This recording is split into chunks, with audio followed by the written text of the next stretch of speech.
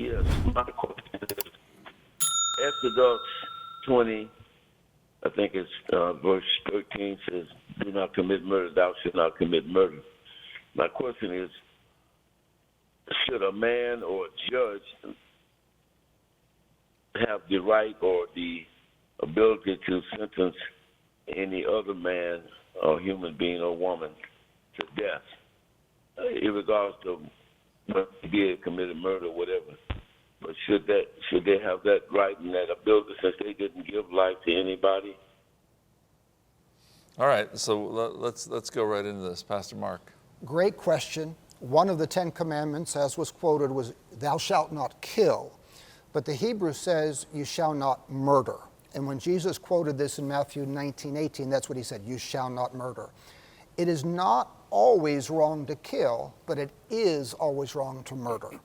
When it comes to capital punishment, prior to the law, God gave a command to Noah once he replenished the earth.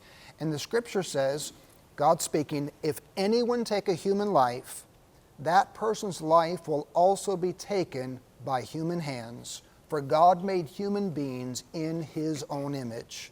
So I see that God himself instituted capital punishment. I won't take the time to read it, but there's a passage in Romans 13:4 that talks about that.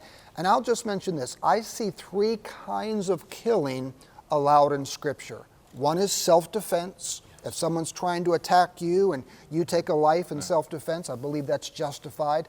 Secondly would be war, if it is a righteous war like we did in the Second World War, trying to protect the Jews and keep mayhem from crossing through Europe. And then the third area is capital punishment. I know that's not popular right now, but I see it in both testaments, and I think that we need to stand by the Scripture in this area.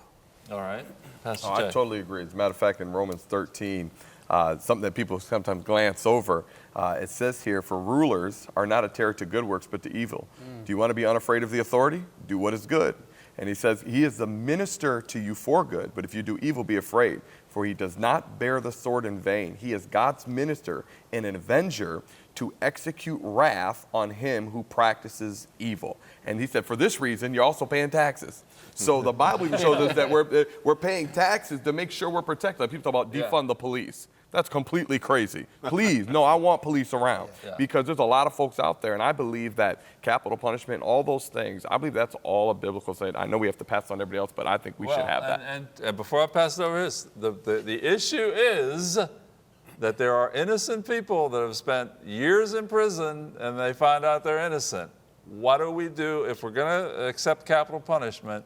How do we make sure we do not punish the wrong person or put the wrong person to death? Well, and I think that's where due process came in.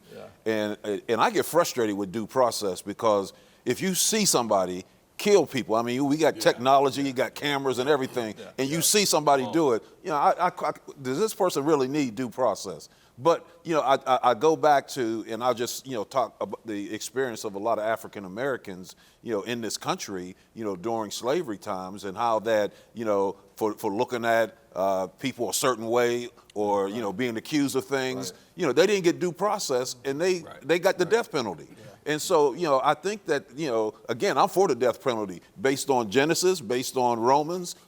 God is in favor of the death penalty. But I do think that there has to be due process that's rendered to make sure, as much as possible, that the person who's being accused actually did what they did.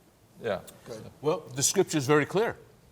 On the basis of 2 witnesses, the Scripture is crystal clear on it. So, again, 2 eyewitnesses. So when you have 2 eyewitnesses, and I agree with you, and it is tragic what has taken place to the African American people, and not just them, but many, many that did not get that. I just think that while I agree that that's where the Scripture is, I think in the process, I have to tell you, at this stage of my life, I'm not in favor of the death penalty, just because I feel like there's too much opportunity in our present system of justice for incorrect things to happen. But I think the scripture, I think you're right. The scriptures do say that. So I'm going to leave this kind of open-ended here, although I'm against all these guys and they know more than me. So. Wish I had. Well, I'm going to end with this scripture. I will instruct you and teach you in the way you should go. I will counsel you with my loving eye on you. Psalm 32:8. That is important. We hope you enjoyed today's program and we want to hear from you. Email us your question to hardquestions@ctvn.org or call into the hotline at 412-349-4326.